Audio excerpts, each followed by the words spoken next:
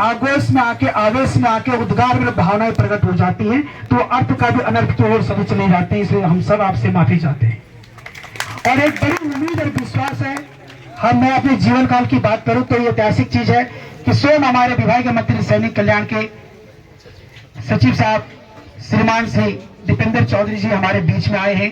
ये हम सब के लिए गौरव की बात है। और मुझे लगता है जिनके हाथों से, जिनकी कलम से हमारे भविष्य की वो सुदृढ़ रेखा खींची जानी है, जिससे हमारे जीवन का कायाकल्प के साथ साथ परिवार ने शिक्षित संवारना है, बच्चों को शिक्षा दीक्षा मिलनी है, बूढ़े माँ बापों को स्वस्थ इलाज होना है, तमाम उन समस्याओं का निराकरण होना है जो हमारे जीवन में आर्थिक रूप से जुड़ी हुई है। मैं विश्वास से कह सकता हूँ महोदय, आपने एक कदम चले हैं। हम विश्वास दिलाते हैं, हम इस प्रदेश को जहां जहां जिस विभाग में जिन जिन पदों पर काम कर रहे हैं, कभी भी हमारे विशेष से कोई शिकायत, कोई भी ऐसा संदेश आपको प्राप्त नहीं होगा कि कहीं पर हमारे कर्मचारी के द्वारा कोई ऐसा व्यवहार किया गया है कि उसकी करारी कुशलता पर कोई अंकुश लगाए। हम संकल्पित प्रदेश को विकसित और विकासशील बनाने में विकास की धारा में जोड़ने का काम करेंगे। और मुझे उम्मीद है युवा प्रदेश में युवा मुखिया हमारे माननीय मुख्यमंत्री श्री पुष्कर सिंह धामी जी, जिनका नाम श्री गणेश से पुकारा जाता है, माननीय कैबिनेट मंत्री हमारे विभाग के मंत्री सैनिक कल्याण श्री गणेश जोशी जी, हमारे एमडी साहब, तमाम हमारे शासन प्रशासन के लोगों के जो ये निर्णय हमारे लिया है, चीफ सेक्रेटरी महोदय, हमारी इस प्रदेश की बहु बेटी, हमारी सबकी मातृशक्ति श्रीमती राधा तुरी जी, आप सब ने अगर हम सब कर्मचारियों के लिए गागर में सागर भरने का प्रयास किया है तो हम संकल्पित और वचनबद्ध है, हम उस गागर को हमेशा एक अमृत कलश के रूप में आगे लाएंगे और इस प्रदेश को शिक्षित और पुलकित करने का कार्य करेंगे। इन्हीं शब्दों के साथ मैं निवेदन करूंगा एमडी साहब से कि आप थोड़ा सा सब लोगों को संबोधित करें। हमें भी अच्छा लगेगा कि आपके मुखार बिंदु से हम सब एक प्रत्यक्ष रूप से आपके उससे सुने।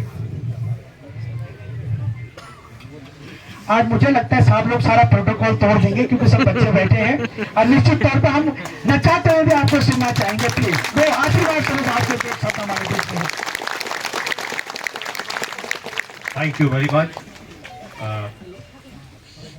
धन्यवाद, आपने हमें यहाँ आने का मौका दिया। और आप लोग कभी भी दिमाग में ये मत निकालिएगा कि हम आपके साथ नहीं, हम हमेशा आपके साथ हैं, हमेशा आपके साथ हैं। धन्यवाद आपको देना चाहिए सेक्रेटरी साहब का, शासन का। पिछले एक हफ्ते से आप लोग बैठे हैं, पिछले एक हफ्ते से हम लोग भी वर्कआउट कर रहे हैं। आप शायद दिन रात बैठे हैं, हम रात को बैठते थे, दिन में अपना काम करते थे कि किसी भी तरीके से आपको जितनी ज़्यादा सुविधाएं दे सके शासन अपने स्तर से, उसकी कार्रवाई की जाए।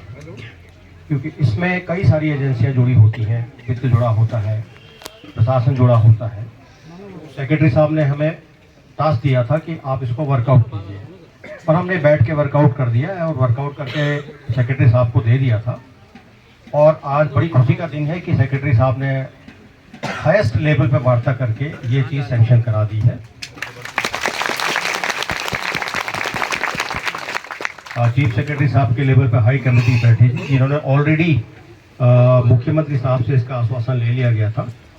और जो भी चीज़ है हम तो यही कहेंगे, पहाड़ी लोग हैं, ठंडा करके खाना चाहिए। गरम गरम खाएंगे तो क्या होगा। और आप कभी ये मत सोचना कि प्रशासन या हम आपके साथ नहीं हैं, हम हमेशा आपके साथ हैं, बट हमारी भी एक लिमिट होती है उसके अंदर ही। Thank you very much. भगवान आपको लंबी उम्र दे, खुश रहें, खुशहाल रहे आप, आपका परिवार आने वाले दिनों में खूब उन्नति करे, खूब तरक्की करे और खुशहाल रहे। Thank you very much. बहुत बहुत धन्यवाद महोदय का। हम सब जानते हैं आप सैन्य पृष्ठभूमि से जुड़े हैं। हमारा प्रदेश एक सैन्य बहुमूल्य प्रदेश है और निश्चित तौर पर आपके मुखार बिंदु से हमारे परिवार, हमारे लिए उज्जवल भविष्य के लिए दो शब्द निकले हैं।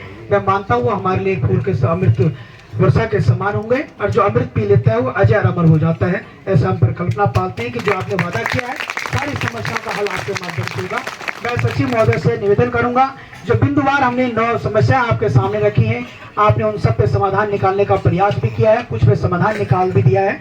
मैं एक विशेष निवेदन करूंगा, आपसे आग्रह करूंगा, कल में या परसों में जब भी आप समय दें, हमारे राज्य करके जो लोग हैं वो तत्काल सेवा से बाहर किए जा रहे हैं, उनके संबंध में आपकी अध्यक्षता में विभागीय सचिव से एक बार शिष्टाचार भेंट करते हुए यह सूचित अवगत करा दिया जाए कि इनके संबंध में शासन ने ये निर्णय लिए हैं, वर्तमान में इनको तब तक सेवा से पृथक या किसी ऐसी व्यवस्था में न डाला जाए कि इनके मन में यह भाव पले कि ये सेवा से बाहर हो चुके हैं।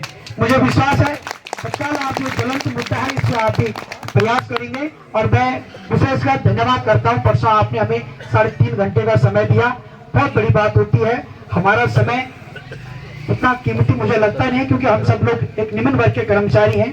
आपको पूरे प्रदेश की सारी व्यवस्थाओं को संचालित करना होता है और बहुत बड़ी व्यवस्था में आप लोग रहते हैं। आपने फिर भी समय निकाला, उसके लिए बहुत बहुत धन्यवाद। मैं चाहता हूँ जो आपने किया है सर, आपके मुखार बिंदु से